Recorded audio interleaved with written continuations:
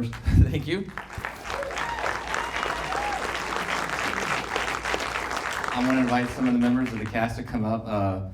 First of all, the Defenestration and Chainsaw Kittens band. Tyson Mead is here. The wife of Mike Hosty is here. Kelly, come on up.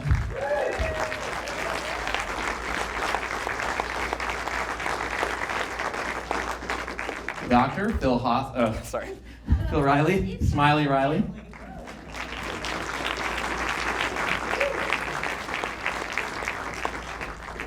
I think that's it. Besides, of course, Mike Hosty.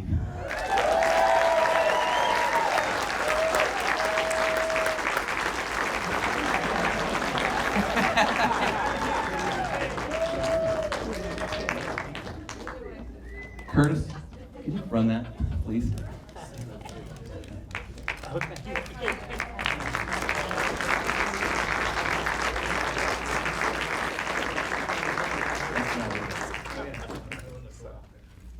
All right, let's start at the beginning. So I know I confessed that the first time I kissed my soon-to-be wife was on the dance floor of the Boar's Head while the Hosty Trio was playing like some funky thing. It wasn't romantic. But it was a hell of a lot of fun. Were you dancing? We were dancing, yeah. We would go like every Sunday night. So, like you said before, you got to share this with another, premiere this in Phoenix, Yes. where, you get to see sort of a, quote, objective view of it, and then come back here to the hometown crowd. How does it feel to share this? Well, it's really special. I'm like watching some of these, especially the early part of the film where I kind of do the backstory of Mike. And I think it's a lot of people here probably it may have taken them back in that place and time. It sounds like it might have done that for you. I hope it did. But yeah, for me, it started. I was in a fraternity at Oklahoma. It sounds so long ago, but I was actually in a fraternity, and we hired a replacement band to replace the band that was supposed to be playing, and it was Heater. Never heard of them. Don't really remember much about it, but I remember liking it. And then when I became of legal drinking age, we heard the guy from Heater is in this band called Mike Hosty Trio, and so we went and saw that. And then, like I was asking you if you were dancing, I remember like everybody was dancing to it, having a great time. I know Tyson was in Norman through those years too, but that always imprinted on me. And so every time I would come to Norman after I graduated school, I'd always come to see Mike play, or at whatever outfit it was. And then in 2016. I was freed up as a freelancer. I had a little bit more, time while I was still, doing my freelance job. I asked him if I could do a documentary on him. Do you remember what you said? Sure. That's basically all it was. Like, yeah, whatever. And so then I just, about 3 months later, when I finally got a camera and a lens to myself, I didn't really have any equipment. It was just me, and me and a tripod and mics and just me doing the lights and everything, and I just kind of showed up to his house one night and we did an interview and showed up to a gig and shot that and started kind of getting better at figuring out how to, do sound through his board or whatever venue I was at. Something I was not well versed in at all on that part of it, the music side of it. But I'd done storytelling kind of in, when I had my other jobs with Fox Sports, and it sort of, I was prepared for it, but still learning on, when I did this, and it took me 5 years. But that was sort of how it got me in that place, and over time gaining his trust and just capturing as much footage as I could to get it down to 90 minutes. So Mike, was it really that easy to get you to let someone follow you around and tell your story? Oh yeah, it's just help fill up the bar. Well, and someone with a camera walking around, they go, "What's going on?" Film. The guy's got a camera. Like, must be something going on. There's a guy with a camera there filming. And then it was yeah. I was like, yeah, okay, sure. How many times have you seen this, or did you get to see it before it was done? Did you get to speak into any of it at all, or? No, so I saw it the first time in Phoenix. Okay. And they asked, one of the questions was, what did you think of the film? And I said, well, first of all, there was no car chase. Yeah. There was no karate. And there are no lasers. So it was nothing like he told me it was going to be. But everybody there was dead silent when I said it. They all go,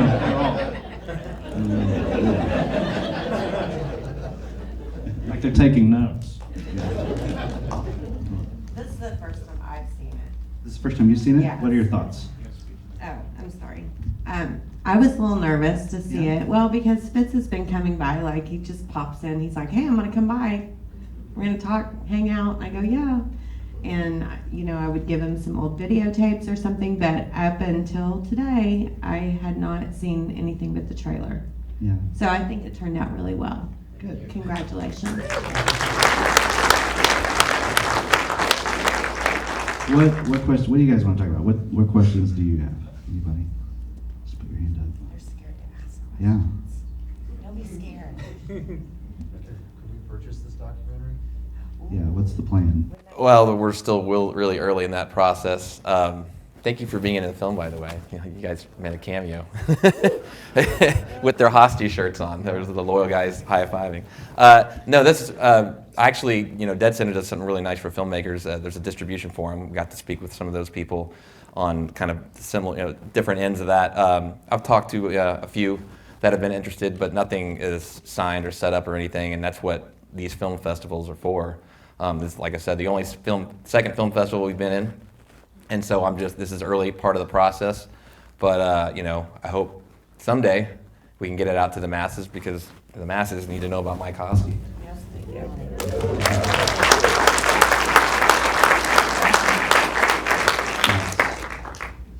It's way back there. Yeah. So 5 years of capture. When do you know you're done? When do you know we got this in the can and we can make something? When do you know that moment happened?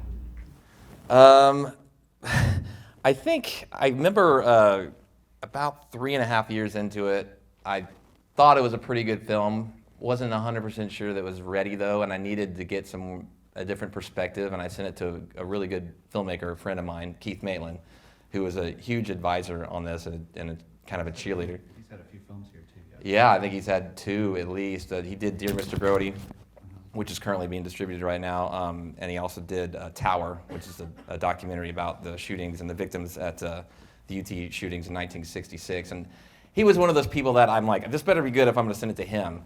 And he had some very constructive criticism, but he was like, this is good enough to be in a film festival. He's like, but here's some suggestions. And I kind of just took that and just sort of ran with some of these different ideas that he had just kind of said to me, and I just kind of interpreted it and put it to my skill set. I think after I finished that third cut is when this is probably maybe 6 months, maybe 7-8 months ago. I just remember, okay, I think when it made me feel like when I watched it, I was still like having the same emotions as the first time I had seen the complete cut. I still felt like so good about it, but I remember, man, after like 2.5, 3 years of making it, I'd get to the point where I'm like, I'm finding myself a little like, bored at times. Like I need to, what is missing?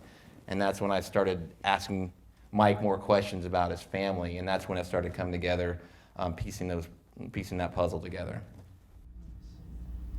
Who else? You need to run up the stairs with the Very back. Yeah. Yeah, like Phil Donahue. I'm too old for Phil that. Donahue. Yeah, so, again, 5 years, and there was a lot going on in the world during that time. Talk a little bit about how you navigated through the COVID era and all the things that were thrown in your way, maybe as obstacles. Actually, I'm sure there's other filmmakers who have said the same thing, but COVID was in a weird way a blessing for at least for this part of making a film, because I didn't have to accumulate money for my job because I couldn't. There was no business, there was no work coming in, so I was able to sink my teeth in it, and that's about the time where I started getting those follow-up interviews with Mike, and that's at that point, I was really able to spend weeks without any interruptions, navigating that new storyline that I was coming across. So that actually, in a weird way, it gave me a little more time, to really throw stuff against the wall that I hadn't before. Thank you for sharing this story with us. Thank you for coming and watching this, and I hope you can share this story with other people, and that you can spread the word. That was the goal when I started out with this. I'm like, why don't more people know about this guy? and you go see him live, and it's just like, okay, the world needs to, because his whole thing is about making people feel good, and that's who doesn't want to feel good? Who doesn't want other people to feel good? So that needs to get out there. And we'll be doing that at the deli tonight, so come out. 10 o'clock. Yeah. You have a question up here. I just read in the Oklahoman today about Mike. I never known anything about it, and that's why I'm here. I just feel blessed that I got to experience Mike and his talent and his life and Liam. I mean, the whole thing is just so positive. Yeah. So that's it. No, thank you. I know Mike. I wanted to, is it okay if I ask somebody else on the, yeah, Phil is a huge reason why we're here, because had Mike not met Phil, who knows if Mike's here, who knows if I'm, this is a really, deeper thinking question, but, I just want to know Phil's impressions on the film, and, at the end of it, I kind of let you have that last thought that he's able to, This thing on. Yeah, it's on. I just kind of wanted to get your initial thoughts, because he, in addition to being a smiley person and, just a fantastic doctor, he's also the biggest Mike Hosty fan I think I've ever met. With possible, competition over here. I just wanted to get your thoughts. Great job. I think you did a wonderful job. Thank you. And it tells the story the way it needs to be told, I think. And I know all the guys, I'm friends with all the guys, and this is the perfect way to tell the story. So great job, seriously. Thank you, and I hope Tyson Mead, get some more eyeballs out of this, because Tyson is a legend. It was really special for Tyson to make this appearance. I'm hoping that you had some, reflections on what you were able to accomplish in your career, and I really wanted to bring that out, because Mike had told me, he's like, you should talk to Tyson Mead. He's really the heart of Norman. Yes. No, it was. I've just known Mike for so long, and he's just always just always like the most nice, gentle, just a wonderful person, and and his talent speaks for itself, obviously, so I don't have to talk about his talent, because I don't know any guitarists that can do what he does. And so, whatever I do is what I do, and it's kind of one thing, but he can, I can't talk to, I'm talking to this crowd, but I cannot talk to a crowd when I have a show or whatever, and the whole YouTube, we're just go to Lowe's, and that whole all of his. Anyway, you all never mind. I'm all whatever flustered, but it was an honor to be. It was an honor. I was honored. It was an honor to be a part of this thing. Yeah, thank you. Thanks for doing the interview. Thank you. Happy to. Any other questions? Do we have time for any other questions? Sure. One or two more, yeah. Yeah. So, I think about, you said you kind of found another storyline with Mike's father, and I wonder, with Mike, is this something that was at the surface, or was this some of these emotions and feelings towards your father pulled up during the interviews and in the process, and what did you learn? This is a massive telling of your life, your talent, who you are, who you believe in, and, packing up late at night. I just wonder, were those feelings on the surface? Have you always thought those things through, or is this something that came up during the process of film? So at the Phoenix Film Festival, one of the documentary guys, he was from England, which is, I think, where all documentary people should be from anyway. Just because he comes up and goes, "How do you feel about letting Chris playing, as you know, the documentarian is God? How do you feel about," and I felt like I was in another one going, I feel like I was being interviewed after a storm or something. I thought I came this way, and it hit me side. I think, but back to my dad. I guess I've always used humor as a deflection of all that stuff, and I don't think it's any secret, any of our family anyway. And I again, don't think I've ever talked about it or anything, but it was definitely something. I watch it on there and go like, oh, geez. But he was a strict discipline. I mean, it was rough growing up. It was like, being in some kind of weird movie. But by the end, he was trying to get better, and that's the sad part is it was too late. Well, once he realized how he'd been and what he was acting, and he's wanting to make a change, and he was making one. And that's the saddest part of the whole thing. It's kind of like, the rock star goes like, I'm now sober. I'm getting on this plane, and I'll see you in Santa Fe. And then the plane crashes. It's kind of like, never get sober. It's like the lesson. Like, I'm leading a new life, and everything's just great. And it always seems to be. But a little eye-opening in some ways. And but I know me and my brothers feel the same way. And we're always, it was just like that. Like some of those, the images were kind of creepy. Thomas, you're welcome to come up here if you want to. This is Thomas Hosty. I think you were in the bathroom when I was calling The people man up. at the house. Yes, Mike's older brother.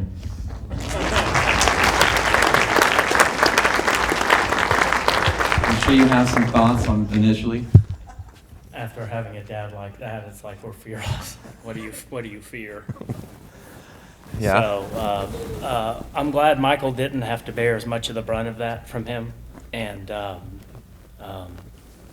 last thing he said when he got on the plane to come back from Alabama to here, he said, I'm so proud of you. And if he were here, I know he would be very proud of Michael.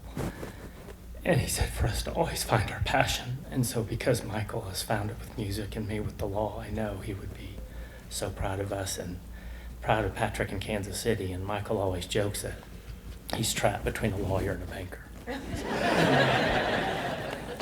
Thank you.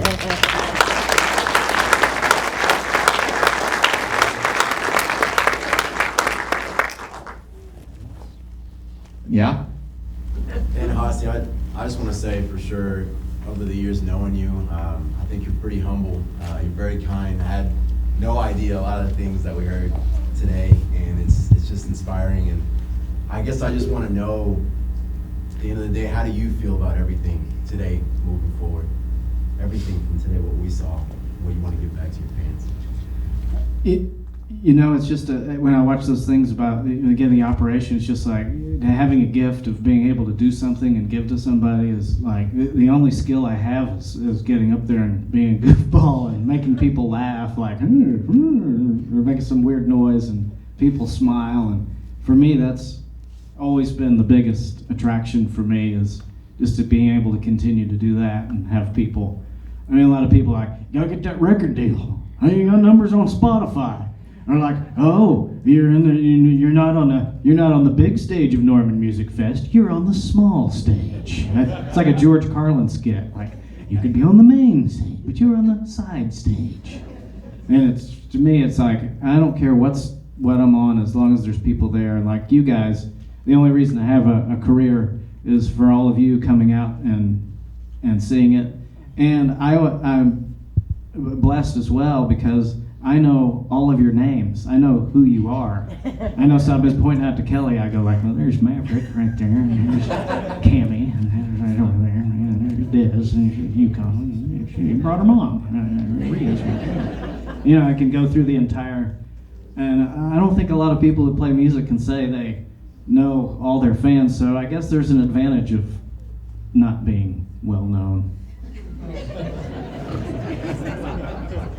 Okay, I want to get on that one. I'm thankful that he has a fan base and he gets to travel around close to home, because otherwise, he's gone at night, and he's been that way our whole married life, which is fine. I don't mind because I like to be alone at night. But if it was anything else, we wouldn't get to spend time together, and so. Not very many people get to do what they love and be at home and still make a living doing it. So we're very grateful that he gets to do that, and it wouldn't be that way if it weren't for all of his fans. So thank you.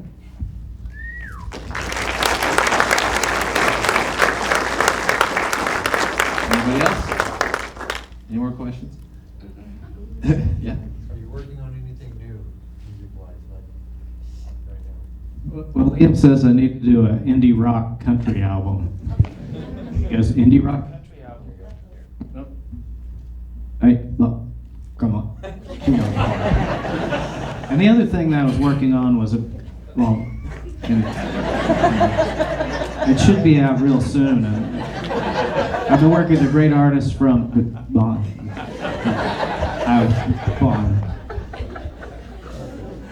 So I'm excited about that.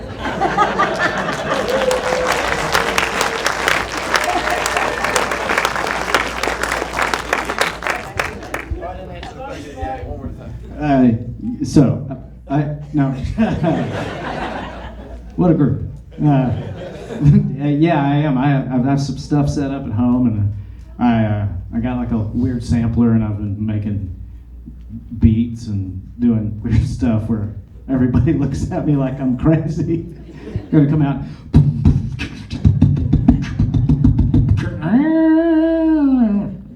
And just making weird stuff at home and songs and yes, you're always working on something new, but they like in the movie, like you really second guess a lot of songs that you want to sing because you go like, oh, I'm gonna have to keep singing this over and over again, and then you learned your lesson with that one, like at the deli. This certain ones people ask for all the time, and then you go like, oh dear Lord, why did I sing that song? They go like, play it, it's my favorite song.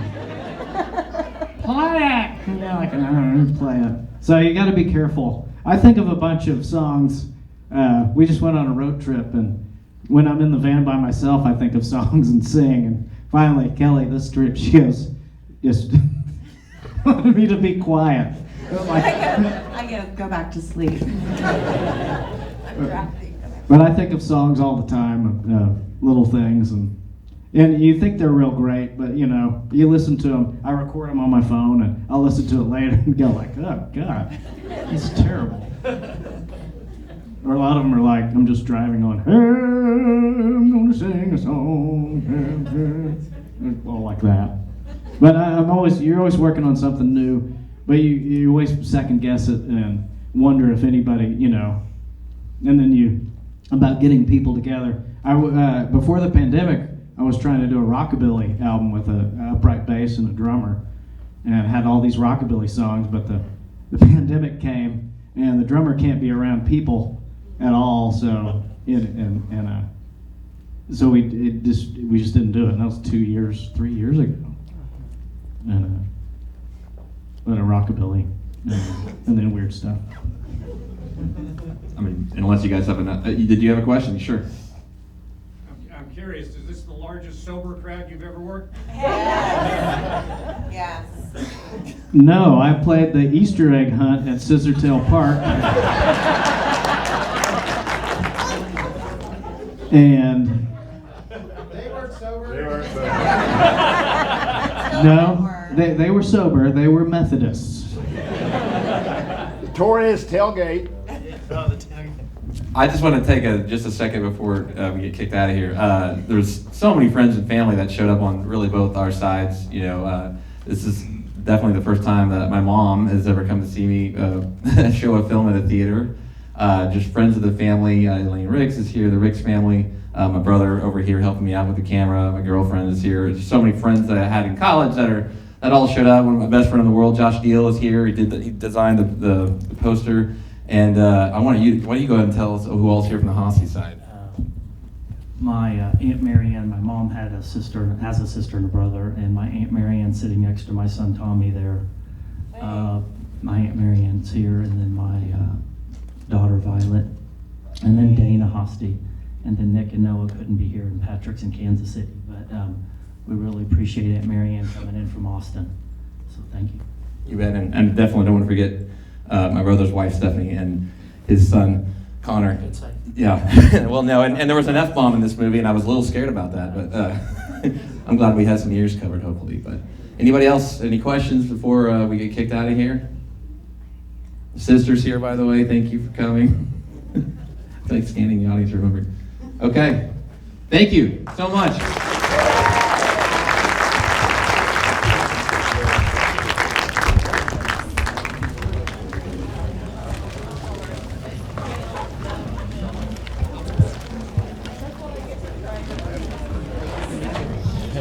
So I told